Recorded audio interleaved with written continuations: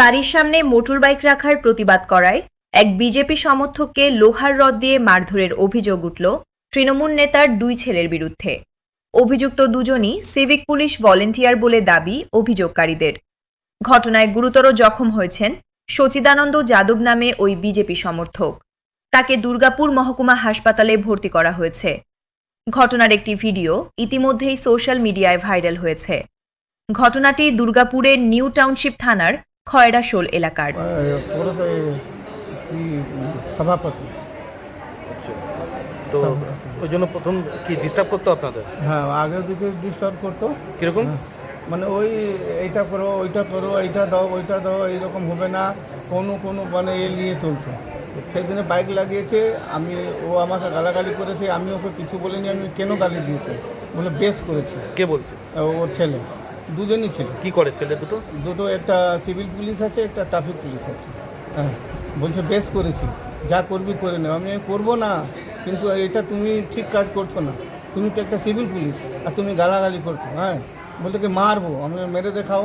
বাস তুরন্ত কালর ধরে দুজনই ধরে আমাকে মেরে দিলে, এইখানে মাথায়, বুকে, পায়ে মেরে করে দিল। আমি বেহোশ হয়ে গেল। হ্যাঁ, তারপরে আমার মেয়ে কাঁদছে, মেয়ে আমার ভিডিও করতে গেছে, ওর হাতটা পুরো মুড়িয়ে মোবাইলটা ছিনে ফেলে দিল, ওকেও ফেলে দিল। ওই ওর ছেলে। মানে ওই তৃণমূল করার জন্য কি প্রভাব বেশি হতো? হ্যাঁ হ্যাঁ। আপনারা কি করেন? আমরা বিজেপি করি। এই রাগটা কি ছিল নাকি? হ্যাঁ হ্যাঁ হ্যাঁ। কেন রাগ ছিল? কেন কি এরা অন্য পার্টি কেন করলে আমার বাড়ির সামনে, আমি এত বড় হ্যাঁ, এই জন্য। আপনাদের কি বলতো নাকি ভোট দেওয়া? হ্যাঁ, ভোট কি বলতো? কি দেখুন, দিদিকে ভোট দেবে আর কোথাও দেবে না। ও কোথায় ভোট দিলি? আমি হ্যাঁ, যেখানে আপনি বলেছেন ওইখানে দিয়েছি। কাকে ভোট দিতে বলতো? তৃণমূলকে। কিন্তু আমরা আজ পর্যন্ত তৃণমূলকে ভোট দেবো। মানে বিজেপি করার জন্য কি আপনাকে এই মারধরটা করা হলো? হ্যাঁ। কি চাইছেন এখন? রাগ আছে, আমি আছে কি আমার ন্যায় হয়, বাস।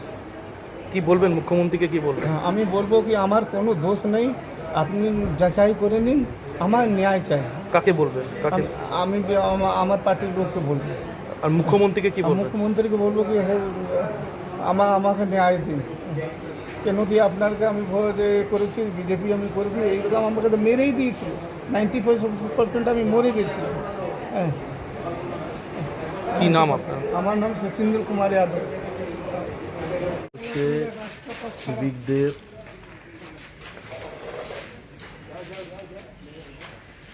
সিভিকদেরকে এই ধরনের কোনো কাজে ব্যবহার করা যায় না, এটা হচ্ছে প্রথম নিয়ম। এবং এই পুলিশি ব্যবস্থায় এটা পুলিশমন্ত্রী এবং মুখ্যমন্ত্রী বারংবার সতর্ক করেছেন, বলেছেন। কিছু মানুষের মধ্যে এখনও এই বার্তাটা সঠিকভাবে পৌঁছচ্ছে না। আমরা অলরেডি এই বিষয়টাতে স্টেপ নেওয়ার জন্য বলেছি। তিনি ভর্তি আছেন, তার পাশে দাঁড়িয়েছি আমাদের কার্যকর্তারা, এবং আমরা অলরেডি এফআইআরও হয়েছি। এই বিষয়টাতে অবিলম্বে সিভিকদের বিরুদ্ধে ব্যবস্থা গ্রহণের রাজি যাবে। তৃণমূলের যে কালচার তৈরি করছে পশ্চিমবঙ্গে, সিভিক ভলেন্টিয়াররা যেভাবে সীমাহীন দুর্নীতি, সীমাহীন অত্যাচার শুরু করেছিল, অর্থাৎ পুলিশকে দিয়ে করেই তৃণমূল শাসন করত, সেই কালচারটা এখনো ভুলতে পারেনি। তারা বুঝতে পারছে না সরকারটার পরিবর্তন হয়ে গেছে, মুখ্যমন্ত্রীর নাম মমতা ব্যানার্জি নয়, মুখ্যমন্ত্রীর নাম শুভেন্দু অধিকারী। তিনি পরিষ্কারভাবে বলেছেন যে কীভাবে প্রশাসক চলবেন, কীভাবে আমরা পশ্চিমবঙ্গের মানুষের সম্মান ফিরিয়ে দেবো, কীভাবে আমরা শান্তি বজায় রাখবো। সেটা বলার পরেও কেন সে বুঝতে পারলেন না? আমার মনে হয় তিনি এখনো তৃণমূলের দ্বন্দ্ব থেকে বেরোতে পারেননি। তৃণমূলের যে শুনেছি তার বাবা নাকি তৃণমূল নেতা, তাই তিনি এখন সেই ভাবছেন, সেই দিনটা কথা না ভুলে করে তিনি বুঝতে পারছেন না যে কোথায় হাত দিলেন, কাকে হাত দিলেন, কার উপর অত্যাচার করলেন। সিরিয়াস অবস্থা, হসপিটালে ভর্তি আছে, এফআইআরও হয়েছে, কেন পুলিশ কোনো ব্যবস্থা গ্রহণ করলেন না?